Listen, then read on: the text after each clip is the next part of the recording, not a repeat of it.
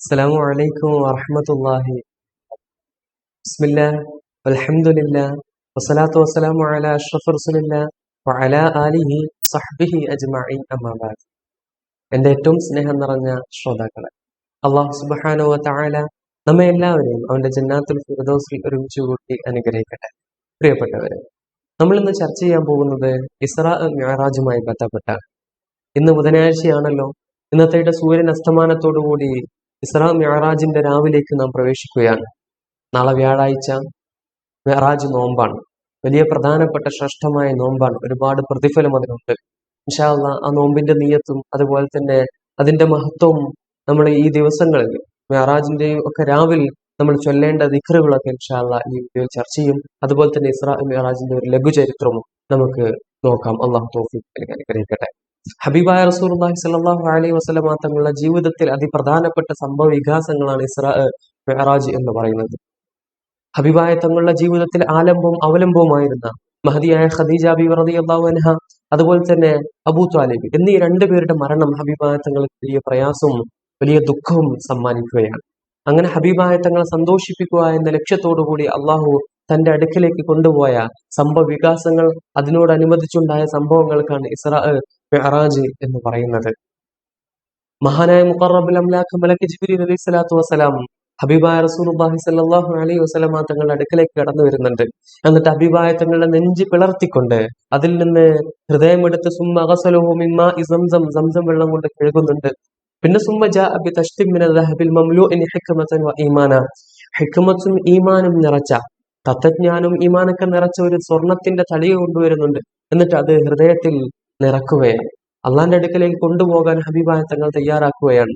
എന്നിട്ട് കഅബാലയം 7 പ്രാവശ്യം തവാഫ് ചെയ്യാൻ പറയുന്നുണ്ട്. അപ്പോഴത്തേനും ബുറാഖ് എന്ന് പറയുന്ന അത് ശീഘ്രഗമന വാഹനം അവിടെ തയ്യാറായിരുന്നു.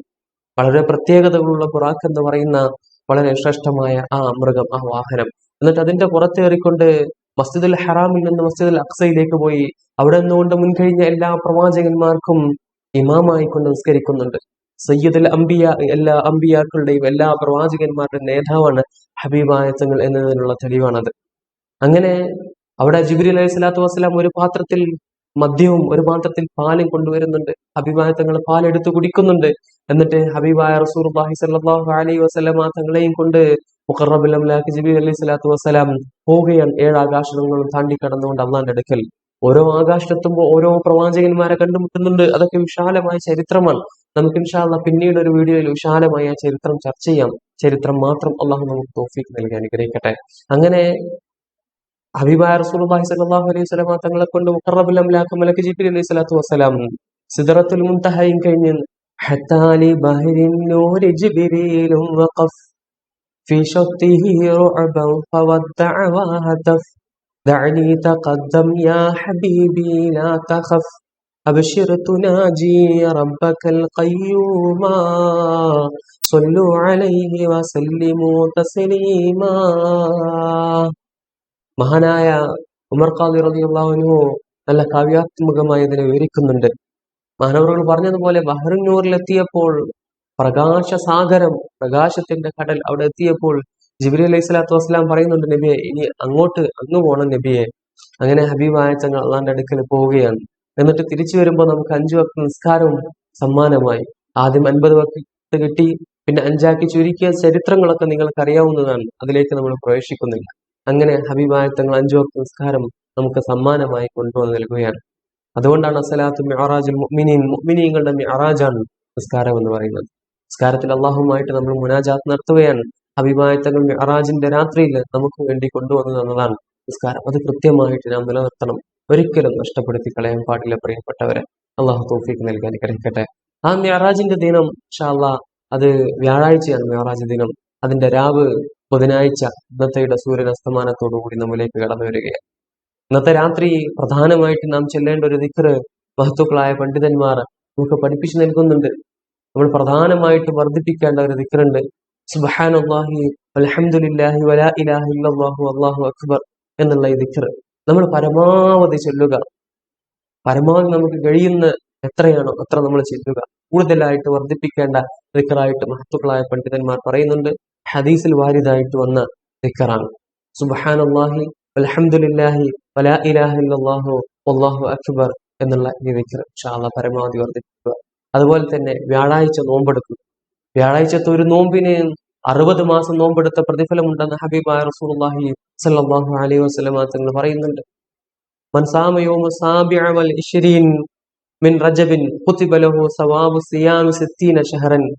60 മാസം നോമ്പെടുത്ത പ്രതിഫലം റജബ് 27 അതായത് മിഅ്റാജ് നോമ്പിനുണ്ടെന്ന് ഹബീബായ തങ്ങൾ പഠിപ്പിക്കുന്നുണ്ട്. അതുകൊണ്ട് ആ നോമ്പിനെ ആരും നഷ്ടപ്പെടുത്തി കളയരുത്. നിയത്ത് വെക്കുമ്പോൾ നമ്മൾ പ്രത്യേകം ശ്രദ്ധിക്കണം. 4 നോമ്പിന്റെ പ്രതിഫലം നമുക്ക് അവിടെ കരസ്ഥമാക്കാൻ കഴിയും. ഒന്ന് വ്യാഴാഴ്ച ആയതുകൊണ്ട് തന്നെ വ്യാഴാഴ്ച സുന്നത്ത് നോമ്പുണ്ട് അല്ലെ, അതിന്റെ നിയത്ത് കൂടെ കരുതുക. അതുപോലെ തന്നെ റജബ് മാസത്തിൽ നോമ്പ് നോൽക്കൽ വലിയ പ്രതിഫലമുണ്ട്, ആ റജബിലെ ഒരു നോമ്പിന്റെ നിയത്ത് കൂടെ കരുതുക. അതുപോലെ തന്നെ പിന്നെ ഖളാ ആയി പോയ നഷ്ടപ്പെട്ടു പോയ നോമ്പുണ്ടെങ്കിൽ അതിന്റെ നിയത്ത് കൂടെ കരുതുക. അതുപോലെ തന്നെ പിന്നെ റജബ് 27 മിഅ്റാജ് നോമ്പിന്റെ നിയത്ത് കൂടെ കരുതിയാൽ നമുക്ക് 4 നോമ്പിന്റെ പ്രതിഫലം അവിടെ കിട്ടും. നിയത്ത് എന്ന് പറഞ്ഞാൽ നാളെ ഞാൻ മിഅ്റാജിന്റെ നോമ്പ് നോറ്റ് വീട്ടുവാൻ കരുതി എന്ന് നിയത്ത് വെക്കുക. അതുപോലെ തന്നെ ഇതുകൂടെ കരുതുക, വ്യാഴാഴ്ചയുടെ സുന്നത്ത് നോമ്പ് കൂടെ നോറ്റ് വീട്ടുവാൻ കരുതി. അതുപോലെ തന്നെ പിന്നെ മിഅ്റാജിന്റെ നോമ്പ് അതിന് നഷ്ടപ്പെട്ടു പോയിട്ടുണ്ടെങ്കിൽ, ഖളാ ആയി പോയ ഫർദ് നോമ്പുകൾ ഉണ്ടെങ്കിൽ, റമദാൻക്കൊക്കെ നമുക്ക് നോമ്പ് നഷ്ടപ്പെട്ടു പോയിട്ടുണ്ടെങ്കിൽ അസുഖം കാരണമോ അല്ലെങ്കിൽ സ്ത്രീകൾക്ക് മറ്റു കാരണങ്ങൾക്കോ കൊണ്ടോ ഒക്കെ നഷ്ടപ്പെട്ടു പോയിട്ടുണ്ടെങ്കിൽ ആ നിയത്ത് കൂടെ എന്ത് ചെയ്യുക, നമ്മൾ ഇതിൽ കൂട്ടിക്കൊടുക്കുക. അപ്പൊ ഇതിന്റെ ഒക്കെ പ്രതിഫലം നമുക്ക് കരസ്ഥമാക്കാൻ കഴിയും. അതുകൊണ്ട് തന്നെ നോമ്പ് നഷ്ടപ്പെടുത്തി കളയരുത്. സുന്നത്ത് നോമ്പായതുകൊണ്ട് തന്നെ ഉച്ചക്ക് മുമ്പ് നിയത്ത് ചെയ്താൽ മതി ഇൻഷാ അല്ലാഹ്. അപ്പോ നിയത്ത് ചെയ്യാൻ ആരും മറക്കരുത് ഇൻഷാ അല്ലാഹ്. നോമ്പൊക്കെ എല്ലാവരും പിടിക്കുക. അള്ളാഹു തൗഫീഖ് നൽകി അനുഗ്രഹിക്കട്ടെ. അള്ളാഹു സുബ്ഹാനഹു വ തആല നമുക്കെല്ലാം നല്ല കൃത്യമായി നോമ്പെടുക്കാനും അതൊക്കെ മറ്റു ആരാധനാ കർമ്മങ്ങളൊക്കെ നല്ല രീതിയിൽ നിർവഹിക്കാനൊക്കെയുള്ള ആരോഗ്യവും ആഫിയത്തും അള്ളാഹു നമുക്ക് നൽകി അനുഗ്രഹിക്കട്ടെ ഇൻഷാ അല്ലാഹ്. ഞാൻ അവസാനിപ്പിക്കുകയാണ്. ഇനി നിങ്ങൾക്ക് വല്ല സംശയങ്ങളൊക്കെ ഉണ്ടെങ്കിൽ ഇൻഷാ അല്ലാഹ് കമന്റ് ബോക്സിൽ ചോദിക്കുക. അള്ളാഹു സുബ്ഹാനഹു വ തആല നമ്മിൽ നിന്ന് കബൂൽ ചെയ്യട്ടെ. അള്ളാഹു നമ്മൾ പറഞ്ഞതും കേട്ടതുമായ കാര്യങ്ങളൊക്കെ സ്വാലിഹായ അമലായി സ്വീകരിക്കട്ടെ. നമ്മ എല്ലാവരും അള്ളാഹുവിന്റെ ജന്നാത്തുൽ ഫിർദൗസിൽ ഒരുമിച്ച് കൂട്ടി അനുഗ്രഹിക്കട്ടെ. ആമീൻ ആമീൻ യാ റബ്ബൽ ആലമീൻ. അസ്സലാമു അലൈക്കും വറഹ്മത്തുള്ളാഹി വബറകാതുഹു.